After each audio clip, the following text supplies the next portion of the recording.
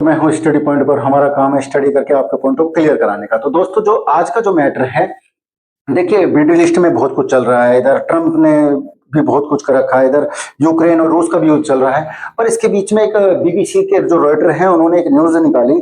और ये ऐसे नहीं, उन्होंने पहले हमारे जो नेता हैं भारत के, उनसे पूछा है और उसके बाद अपने मतलब कि सोशल मीडिया पे डाला है कि रॉयटर ने। और उसने कहा है कि भारत ने अपने उच्च आयोग जो बांग्लादेश में, उनको बोला है कि आप तत्काल रूप से जो अपने परिवार जन हैं उनको लेकर आप भारत चले जाइए। देखिए दोस्तों, क्या कुछ बड़ा होने वाला है? क्या भारत कोई जंग करने उतरने वाला है बांग्लादेश में? या जब भारत को पता था कि बांग्लादेश के साथ संबंध इतने अच्छे नहीं है, तो जो हमारे उच्च आयोग वाले हैं उनको अपने फैमिली के साथ रहने क्यों दिया? देखिए दोस्तों, जो ऐसा नहीं है कि बांग्लादेश से जो हमारे ही फैमिली, हम ही कह रहे हैं। अमेरिका ने तो बोल रखा है कि जो भी वहां पे उच्च आयोग है अमेरिका के, उन्होंने तो बोल रखा है कि जो बांग्लादेश है वहां पे तो फैमिली रखने के लायक देश है ही नहीं। पर हमने भी दो तीन देशों को बोल रखा है, जैसे अफगानिस्तान है, पाकिस्तान है, सूडान है। इन ये जो तीन चार देश हैं, इनमें हमने भी अपने जो उच्चायोग हैं उनको बोल रखा है कि आप फैमिली ना रखें, क्योंकि ये देश एक नजर से घटिया ही है। क्योंकि वहां पे क्या हो जाए, कब क्या हो जाए, गरीब भी हैं और बेसहारा भी, तो उन देशों पे विश्वास करते ही नहीं है। आपको भी पता है पाकिस्तान विश्वास लायक है भी नहीं। तो जो नेक्स्ट अपने टॉपिक पे आते हैं दोस्तों। तो जो बीबीसी के जो राइटर हैं, उन्होंने बोला है कि क्या बांग्लादेश के और भारत के इतने ज्यादा संबंध बिगड़ने वाले हैं? देखिए, हम इस पे ना दो टॉपिक रखते हैं अपने। तो क्योंकि पहला जो टॉपिक है हमारा ये है कि जो बांग्लादेश में है कि फरवरी में चुनाव है। और जब फरवरी में चुनाव है तो यूनिस सरकार नहीं चाहती कि बांग्लादेश में चुनाव हो, क्योंकि जब बिना चुनाव के यूनिस बैठा है सीट पे, तो वो नहीं चाहेगा कि बांग्लादेश में किसी तरह चुनाव, बांग्लादेश में चुनाव रुकते हैं तो ये बांग्ला जो यूनिस सरकार है उसके फायदे में चली जाएगी ये बात। तो भारत सरकार नहीं चाहती कि किसी कारण के भाई वहां के जो आंदोलनकारी हैं, क्योंकि यूनिस चाहेगा कि किसी तरह जो वहां के हिंदू हैं, अल्पसंख्यक हैं, हम इन पर अत्याचार करें। क्योंकि जो वहां के जो कटमुल्ले हैं, जो भारत जो वहां के हिंदुओं को, आपने भी देखा जो दीपू सिंह था उसको जिंदा जला दिया गया था। तो जब वहां पे कोई हिंदू जलता है तो ये जो इंडिया में जो हिंदू है, यहाँ पे रिएक्शन होता है। वहां पे जब कोई रिएक्शन होता है तो उसका जो एक्शन होता है वो भारत के अंदर होता है। क्योंकि जब भी कभी किसी हिंदू पे अत्याचार होता है तो भारत की मीडिया, सोशल मीडिया, यहाँ तक कि जो भारत सरकार के जो नेता है वो भी आके कहते हैं कि नहीं, हमारी नजर बनी हुई है और हम बांग्लादेश के जो मंत्रालय हैं उनसे या वहाँ के जो मंत्री हैं उनसे बोल रहे हैं कि भाई ऐसा ना करें, किसी हिंदुओं के साथ अत्याचार ना करें। क्योंकि वो जानते हैं कि देखो, भारत में है ना, किसी तरह दंगे फैलाने हैं तो वहां के हिंदुओं को मारो। वहां के हिंदू, जब वहां बांग्लादेश के हिंदू मरेंगे तो जो भारत के हिंदू हैं वो यहाँ पे मुसलमानों को मारेंगे, और हिंदू मुस्लिम भारत के अंदर बहुत बड़ी संख्या में होगा।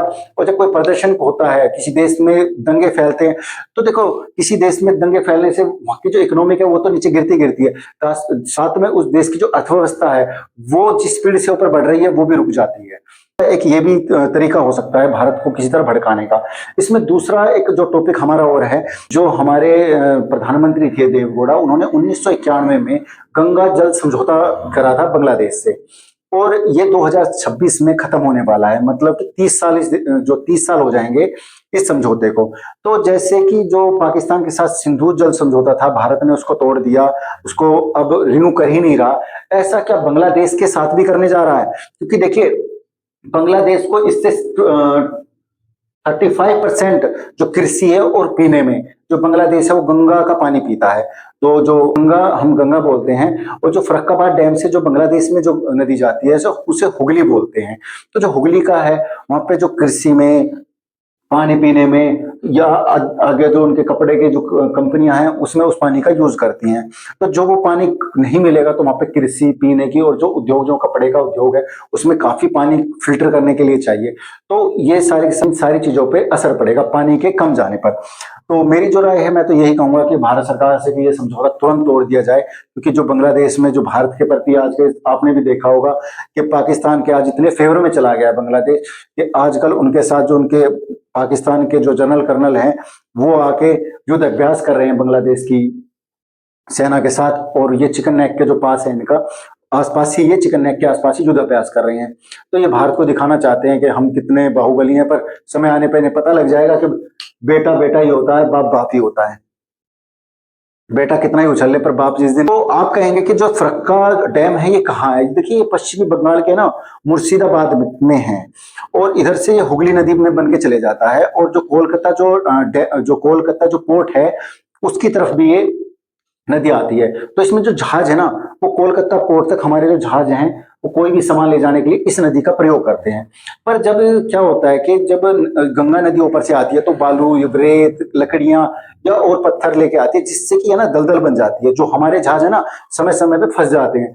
तो हमारा जो समझौता हुआ था बांग्लादेश से वो ये हुआ था कि हम इसमें ना एक साथ पानी भी छोड़ेंगे, जिससे कि जो ये दलदल है, जो मट्टी है, ये पत्थर है, ये पानी के प्रेशर से ये जो नदी है साफ हो जाए और हमारे जो जहाज हैं वो आराम से चलते रहें। ऐसे ही मतलब कि जो ब्रिटिश काल था उसमें भी ये दिक्कतें आती रहती थी, क्योंकि हमारा जो ब्रिटिश सरकार थी हमारे देश पे, जब गुलाम था हमारा देश, तो उस टाइम में कोलकाता पोर्ट था उसका यूज किया जाता था, तो पोर्ट तक पहुंच जाता था। तो जो कोलकाता पोर्ट के लिए जो मतलब कि जो हमने इसको मतलब कि नदी को साफ करने के लिए कि किस तरह हम प्रेशर से इसे साफ कर सकें, का डैम था उसको बनाया गया था। तो दोस्तों ये एक भी हो सकता है कि हम जो गंगा जल समझौता है इसको रिन्यू ना करना चाहते हो, या जो इलेक्शन होने वाले हों वहां कोई दंगा हो जाए जिससे कि हमारे वहां पे जो उच्च आयोग के जो परिवार वाले हैं उनको कोई दिक्कत ना आ जाए, क्योंकि उच्च आयोग पर हमला करने का मतलब है भारत पर हमला। तो इसलिए भारत सरकार ने पहले ही उन्हें बुला लिया है। बाकी दोस्तों कोई भी इस पे नई अपडेट आती है तो हम आपको सबसे पहले बताएंगे। और दोस्तों कोई भी आपने वीडियो बनवानी हो तो आप कमेंट में जरूर लिखें, और हमारी वीडियो को शेयर व लाइक करें और सब्सक्राइब करें, क्योंकि हमें इससे ना मोटिवेशन मिलता है, और जब मोटिवेशन मिलता है तो हम अच्छे से अच्छे कंटेंट आपके लिए लेके आते हैं। तो दोस्तों आज के लिए यही।